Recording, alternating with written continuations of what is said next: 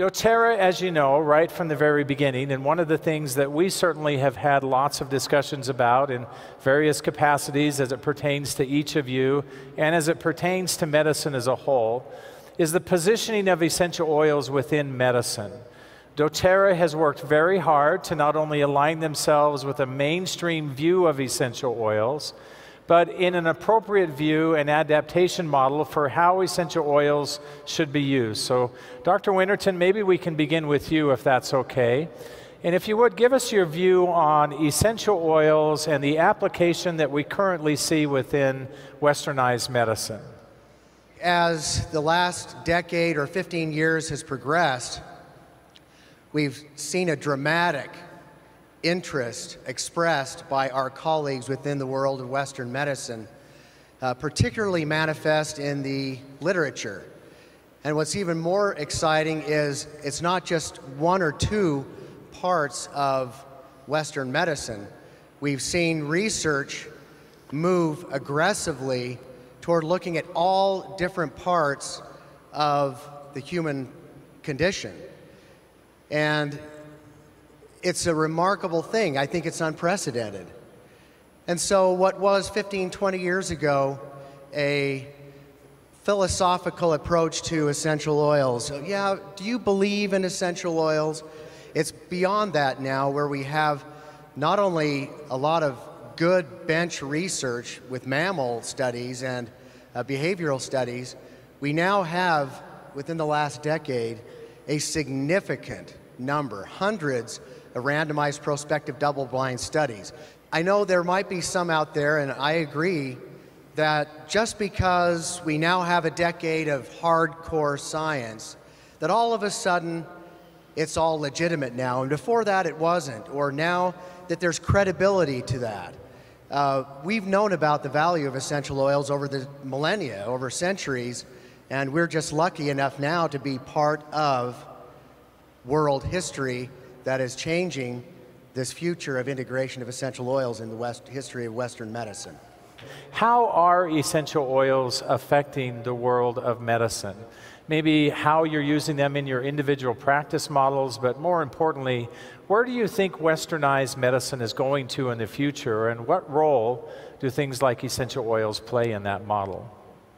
So I think that this is an exciting time for us in medicine. I think all of us here, if I could speak for all of us for a moment, we all went into medicine because we love interacting with patients. We love helping people. And what's exciting is there's 12,000 other people here that are here for the same reason.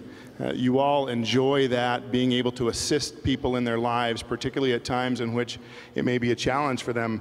The exciting part about being involved with essential oils and medicine is that I have more things to offer patients. The prime example happened to me just last week with a patient that came to my office that was very anxious, having significant problems with anxiety. And when we started talking about traditional medicine, which is where my training is, she was quite anxious about the side effects of the pill to help take care of her anxiety, and became more anxious about that than perhaps she came in the door. And I said, well, there are some other things that I can offer you. Let me tell you a little bit about some of these oils that I've been using that are helpful. And she became very excited about this and came away from the office feeling like she had been treated for what she needed, not for what I needed to give her. She was excited about being served in other ways other than just the allopathic medicine. Well, I think that the way that medicine is progressing is quite remarkable. There's a great deal of new technology which I have found to be useful from an aromatherapy research standpoint. I'm fascinated by evidence-based aromatherapy, and to see things that I use in the operating room, like a EEG to monitor a wakefulness state or a sleepfulness state, used in an aromatherapy study to show how someone has better heart circulation or better, less anxiety, better blood pressure, better heart rate, their vital signs are improved. This impresses me as an anesthesiologist to see modern technology used to prove the benefits of aromatherapy. I think we're going to see more of that, and then see more and more buy-in from professionals as they see the realization that, yes, there is evidence-based aromatherapy, and that we can justify and validate the experience that all of you experience as you treat people within your sphere of influence. See, I use oils in my family and my personal life. When I was first introduced to it, I had to become convinced, so I experimented on myself with the oils, various ones. And when I was convinced, I passed it along. And then over time, I became as passionate as you are about it. In my specialty, it's very, very subspecialized, and people who come to me, they've typically seen many doctors already. And if all I have to offer them is a specific surgery or a medication, oftentimes they go away very disappointed. So I agree, like Dr. Rick said, the essential oils, natural medicine, it's another option that we can offer our patients. And what our patients really want from us is they want validation. They want education. They want us to assure them that they're going to be okay. And I think the essential oils really helps me as a physician to empower those patients to be able to take care of themselves so they don't have to come see me as often or as soon. I think the oils are very powerful, and they can complement and in some cases replace, but not in all cases replace. And we have to be very responsible for that. I think one of the most important parts about doTERRA, in my opinion, is the fact that it empowers every single person to go out, to learn what they can that's best for their own home. If we don't become masters within our home and better our own healthcare, our healthcare system is not set up to take care of us anymore.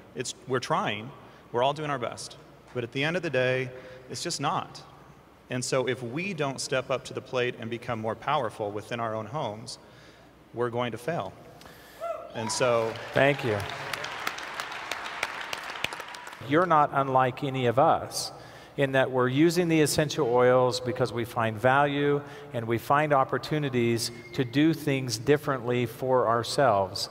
In your own home, where do you draw that line? Where is that boundary? That's an excellent question. So there's two parts to that, I believe. Number one, if we take out the practice model and we try not to be hypocritical in what we say to our family members versus our patients, that's a very important line. If we look at a patient and say, well, I would suggest you try the following, and it has nothing to do with some of the alternative-based models that we're discussing here, then I think we've completely lied to ourselves and to our patients. We need to follow the same protocol I would at my house, which is if my son comes to see me, I've given him an opportunity to choose for himself a simple solution of a doTERRA-based application. I should offer the same thing within my practice, which we do. I think it comes down to our integrity of what we're trying to tell our patients, our family members. There shouldn't be much of a disparity. So how would you work with a patient then? And I think we probably all have this question. I know I received this question a great deal, that Dr. Hill, I'm doing these kinds of things, and I went to see my doctor, and my doctor told me that this isn't what I should do, that I shouldn't be using On Guard. I should do instead some other things that he has recommended. How do you respond to that type of a circumstance? Over the last several years, the American Academy of Family Practice, which I'm a member of, has really tried to emphasize this idea of a medical home and a medical team, meaning that medicine is taking a transition from being a very paternalistic sort of environment in which the patient comes to you and you play the part of dad and you say, this is what you're going to do, and if you don't, I'm not going to see you anymore. To now taking the part of, I am part of the team, and the patient is the head of the team, and I have nurses, and I have physical therapists, and I have other people that help me build that team to care for this particular patient. And as physicians start to take this a little bit more to heart, I think and I hope that we find that they'll be open to what the leader of the team wants, and so to express your wishes of, okay, what else is there, doctor? Can you tell me, is there something else? Because as a patient walks into my office, my first assumption is they're here for care and they're here for my training in medicine, not my training in oils. When a patient tells me, I'm interested in alternative medicine and here's what my issues are, Can you help me with that? Then I have a little bit more of an open conversation that I can then say, great, let's talk about what else there is besides the training that I received in medical school. Wonderful. Dr. Geiger.